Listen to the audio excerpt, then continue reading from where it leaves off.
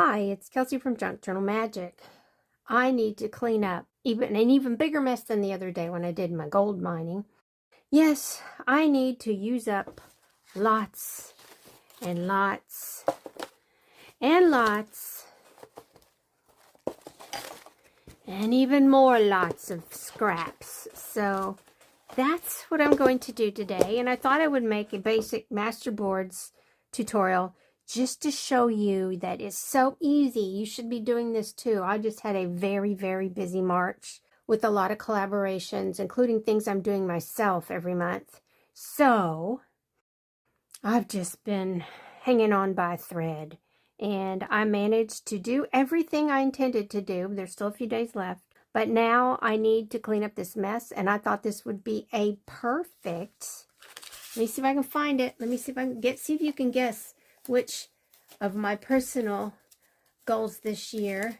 Oh, I don't see the little paper. Oh, okay, I'll write one down real quick. Hang on. See if you can guess. Keep guessing. Craft Along 2026. So this is easy. You don't have to have any fancy supplies. Let me go through the list of what you'll need. And I'm putting this big stack of paper out of the way so I can breathe. Okay, you need something to glue in.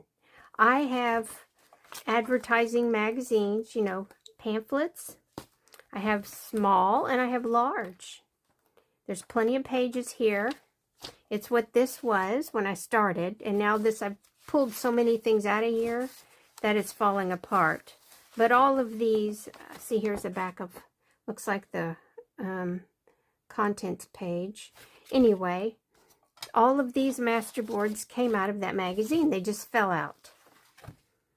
And I don't want to make one that's real colorful and almost finished with fancy little stamped pieces. Although that's so much fun today, I want to work on the basic monochrome background. Like all beige, maybe a little white or off-white. It's all right. But that monochrome thing is what will save me so much time. Because this past month, I have had to stop and whip up something to work with what I wanted to do because I didn't have anything that was monochrome. That means it's just plain, so I can add color to it that I want. So if you get some sort of magazine, you want two magazines if possible, because one is where I apply the glue to my pieces of paper I'm gluing in here. And I have a tear ruler. It makes a kind of a jagged edge. This side's really extreme, but oh, why can't I think of the word for that right this second? That edge. It makes that deckled. It makes a deckled edge, and you can use one with a straight side like this. I love both. This is good for scraping paint when you want to smear it. What do you call that? Draw the paint across. And then I have a plastic one. Doesn't matter what it's made out of. You can use a wooden ruler. The whole point is you have that edge where you can rip your paper. I just always go to my Tim Holtz tear ruler. Love this thing. That man made the best tear ruler ever. And then you need some glue. You can use any kind of glue. I'm going to tell you, glue stick is what will save your life with this. It's so fast and easy. And I've heard people complain about stuff with glue sticks, especially Oohoo. They say, oh, it's too messy. What do you mean? You're getting the paste on the page and not on your hands. So I love Oohoo because those German engineers know what they're doing. Then, after you get all that together, you want to find some pages you can tear up. And I want to use these basic colors like these off-whites. This I just printed for my Alice in Wonderland journal. I'm going to play along with the collab with Audrey at Odds and Ends and Mystic Dawn Arts. Dawn, I think, thought of it, and Audrey's like, let's do it. So yeah, I heard, and I thought of something I could do. So I like this Once Upon a Story. Maybe I can make it work for something. I'll save that and put it back in my scrap bin for later. But this, what you want to do is, if you have anything printed, you want to get that white off there because you don't need it. And it will be an eyesore once you get going with this. But I start just ripping things apart. Yes, there's some green on here. But think when you're doing this, you'll want some different sizes, unless you want it to be perfect patchwork like a checkerboard or chessboard. I think maybe I'll tear this down a little bit more. But I'll keep that little piece of green. See, I don't even care. I can cover that up. So there's a piece. And these two, since, oh, I'll leave them then there. This one, let me get this little edge off first. I find it's easier to tear the little sides off when you have a bigger piece of paper to grab. So, but then there, oh, here's a piece of paper. I don't like that little bit of black text there. So anyway, I'm going to just keep getting these out, and I want to separate them.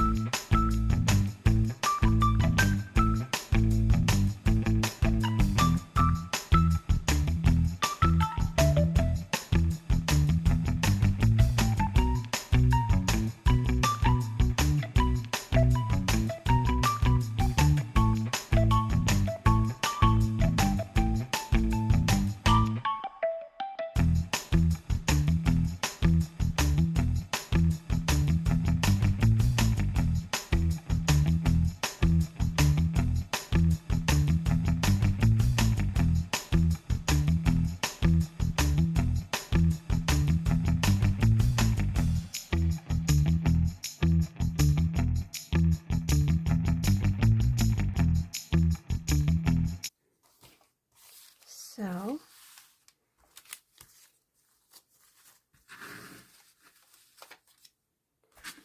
these can go in the same stack. Here's some tiny text and one little label. Might as well use it because I can. This has a tiny bit of color, not enough to make a difference. I thought I could use that up. And then here's some grays. And this would probably be better somewhere else. I'll just leave it there because I'm not planning on putting a lot of that. I'll put this piece there too. Not planning on putting a lot of interest anywhere. Here's some of these pieces. And here's all my off-whites with almost nothing happening. That's important because we want this monotone. This piece I can tear. Where can they go? Over here. That's good. And here's my browns. And I only add them because I like this packing paper combined with that. Okay. I don't have to stop and tear. All I'm going to do now is glue. So I'm going to turn on the music.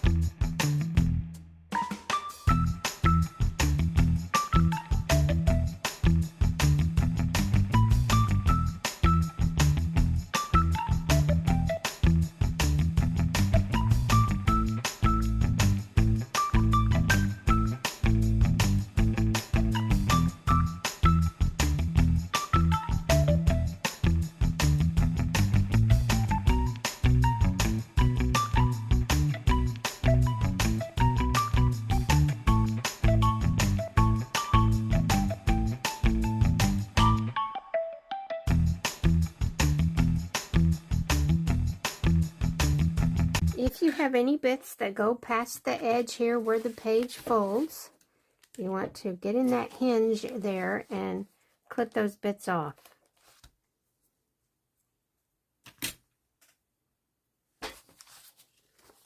But the whole point of this is to start and keep moving. I'm going to trim this edge too.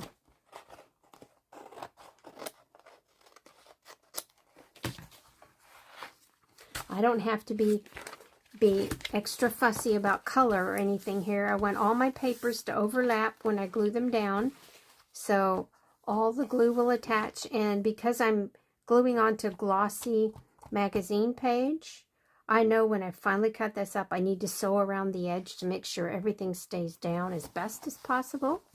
I did not add any of my browns, but that's okay. I did have a few pieces with black that looked cool, so I just let them go. But this is monotone. Think about it. Okay, so now I'm going to turn on the music.